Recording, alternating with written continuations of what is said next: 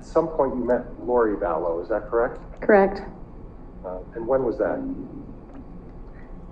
October 2018. Did you meet Chad Daybell at the same time? No. That was a different occasion. And where did you meet Miss Vallow, ma'am? In Mesa, Arizona, at a church building.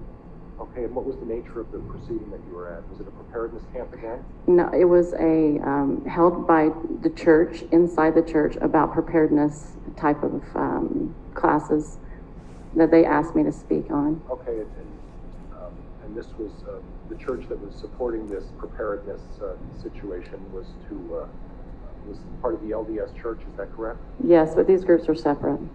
I'm sorry, say that again? These groups are not affiliated with each other. Okay, but it was at an LDS church, and it was an LDS sponsored event, is that correct? Mm-hmm. Okay, was Mr. Daybell there? No. Okay. And then on July of 18th, when you met him in Mesa, Arizona, when is the next time that you met him? I met him, we saw each other in October 2018, probably a week or two after I met Lori. Okay. And that was in St. George? Yes. And then at some point, do you have a recollection when Mr. Daybell and Lori Vallow met? Yes. And you were present for that meeting, is that correct? Yes. And was that in Arizona? No, as you recall, I said St. George, Utah. That was on the 26th of 2018 in St. George. That's correct. Okay.